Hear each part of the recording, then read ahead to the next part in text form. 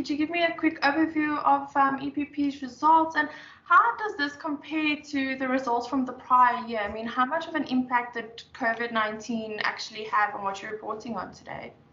Yes, with pleasure. So, as clearly everyone knows, the impact of COVID pandemic was significant, and especially in view of Polish special regulations. So in Poland, and this was not the case in other European countries, the government has implemented a special legal regulation related to specifically shopping centers, which is the article which is called 15 ZE, but the name of it, or the number of it, doesn't really matter. But this article effectively was meant to help tenants fighting with the pandemic and allow them not to pay the rent during the lockdown, and in return to landlords for not having this revenue, tenants were required to extend their leases. It's debatable whether the extending of the leases refunds these laws. We would clearly argue it doesn't, because we're in the business to have the schemes, the centers leased, so it's not really a compensation.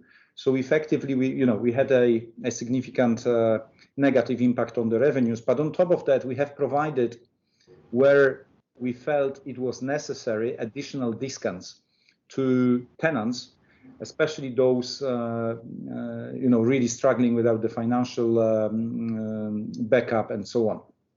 So that was 2020. It continues to some extent, but a little bit less in 2021, because we just had a lockdown in January. We have two parts of Poland. Luckily, EPP doesn't have shopping centers there, but we have two parts of Poland where there's regional lockdowns at the moment. We still need a couple of weeks before hopefully we'll come out of that, and with the vaccinations progressing, it's not going to come back. But there's still a couple of weeks ahead where the rates are high. So coming back to the question, with the discounts and with this special governmental regulation, the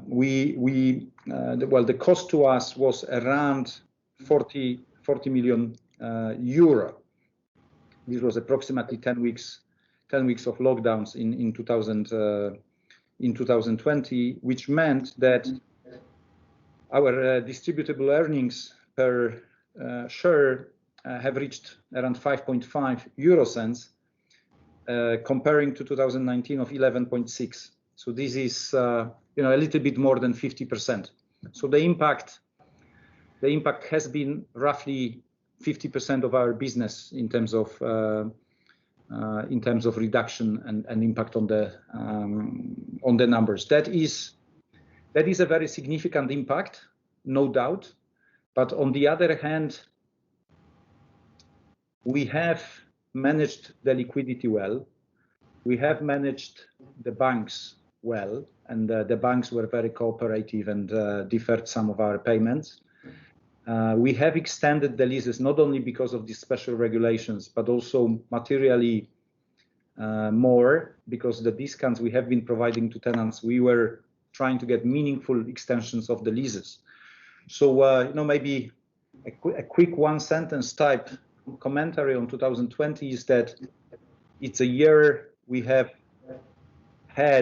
registered significant negative impact on our revenues, as illustrated by the numbers reported, but we are coming out of that, or we will come out of that in 2021 as a business with healthy fundamentals, with longer lease lengths across the portfolio, with our tenants surviving these difficult times. Our occupancy ratio continues as it was before the pandemic, roughly 96%.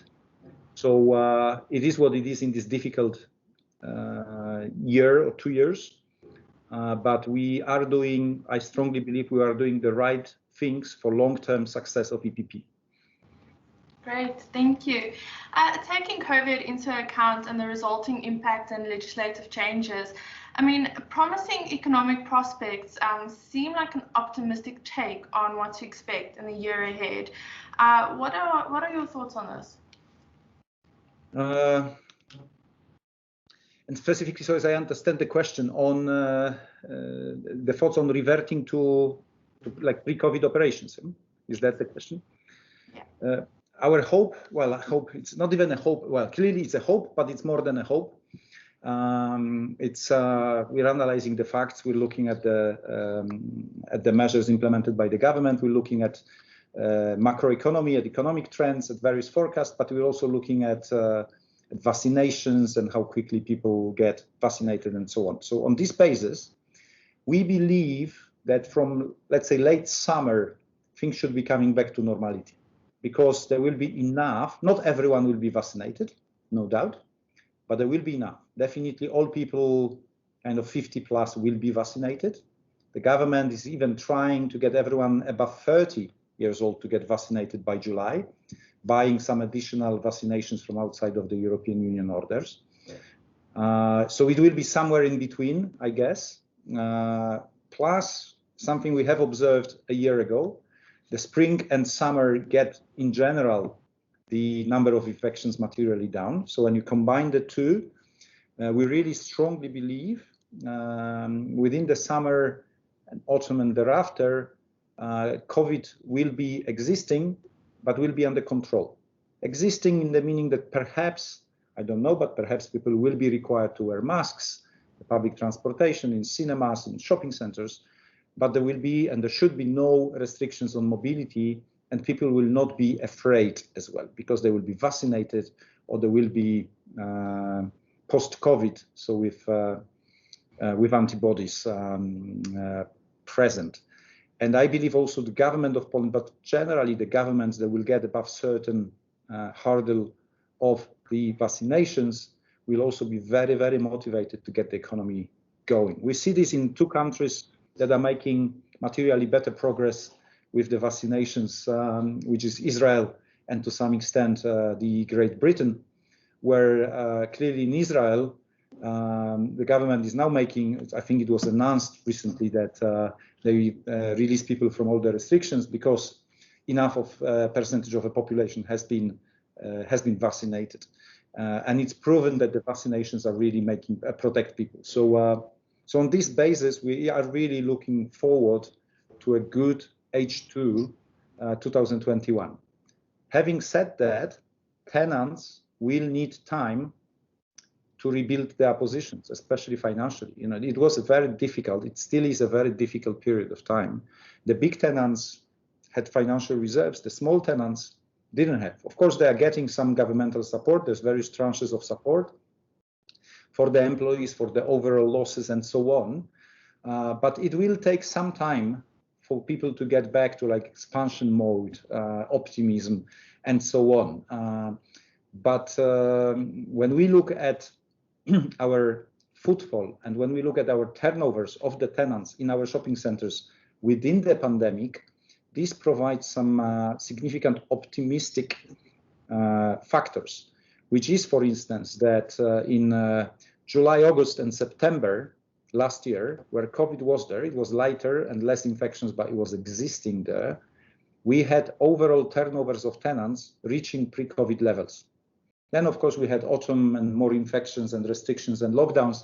It went down, but we really saw a close to full rebuild of the tenant turnovers within just a few weeks, not even months, from the spring pandemic.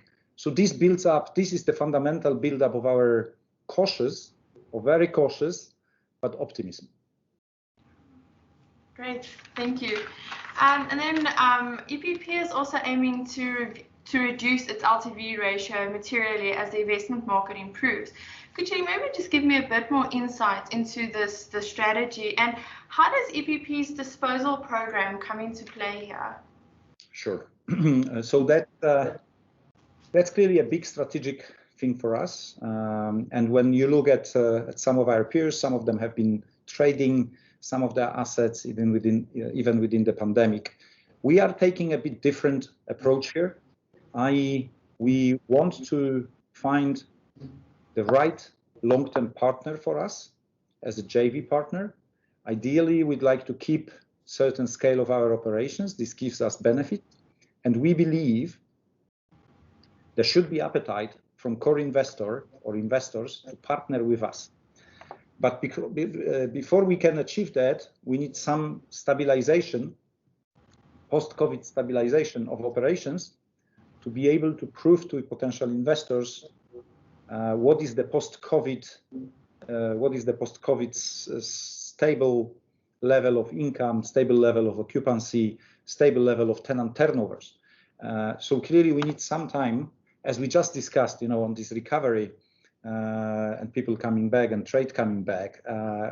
In order to achieve the optimal transaction terms, we need to allow some time for investors to regain the comfort that they know what they are buying into is stable with a growth potential. We're convinced it is the case. We just need to allow some time to be able to prove that. And this is why we are targeting 2022 to conclude these deals rather than 2021. We don't want to rush. We don't want to have COVID environment impacting the transactional terms, which in turn would only mean that the deal you can do is only available with opportunistic investors at heavily discounted price. We don't feel this is the right thing to do, and we don't feel this is necessary for us to do. We believe, and we're targeting identifying a long-term core investor that would see the value of EPP platform, also in terms of the systems, in terms of people, in terms of an ability, proven long-term ability of releasing this extra bit more than the market in average from managed shopping centers. So we give ourselves 2 years to deliver on this goal, but it is one of the most significant strategic goals that I personally commit to deliver to EPP shareholders within the next 2 years. Great, thank you. And then second to lastly, assuming that there are no further significant market disruptions, how does EPP intend to deliver on its 2021 or the provided guidance for 2021 rather? Yes, we have just provided the guidance to the market this morning. And it shows we provided a range just to be a bit more cautious. And it is, in simplistic terms, it is between 25 and 30% higher than what we have delivered in 2020. It is also similarly lower than what we have delivered in 2019, to be clear. But I think that the good message and the good news to the market is we are confident we're moving in the right direction. And this is in a year where we already had 5 weeks of lockdown in January, and we may have some further restrictions going forward. So I hope and trust the market, the investors will notice this move and will appreciate that we are moving in the right direction. So this 25 to 30% is clearly with a little caveat that there's not going to be further material lockdowns and complications. But as we have just discussed, I believe analysis of the facts suggest that it should be possible. So we're as confident as we can be in these uncertain times that we should be able to deliver on this materially enhanced result in comparison to 2020. Great, thank you. Then just to end off, is there anything that you would like to add or specifically highlight for us? Maybe one thing I was highlighting in the morning discussion with the investors, and I'm talking to people and I'm seeing this more and more. There's a lot of talk on e-commerce. There's a lot of talk on people working from home rather than from offices. There's a lot of talk on people not going to cinemas but doing Netflix and HBO Go and all that.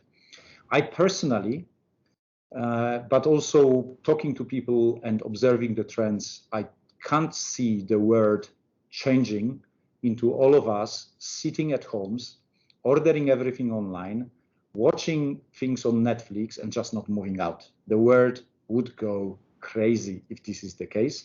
We're seeing and we're expecting a significant bounce back because of a pure need of social interaction by people. And especially having been locked at homes for more than a year, the bounce back, as soon as people feel safe, will be really material. It's like I'm expecting fiesta on the streets and restaurants booming with people interest and so on. Also for those that may not have enough money, but people will have so big need to do that, just to react over all these difficulties where everyone was at home. And that's a significant component of why we believe our long-term strategy with shopping centers that are well located, dominant, with significant F&B and leisure component are definitely the right thing to do. They are more than average impacted negatively during the pandemic, where people cannot go out, but they will be benefiting more than average after the pandemic when people feel safe, because the real need, and it's not Polish specific, it's global specific, the real need of people to socialize will bounce back very, very strongly.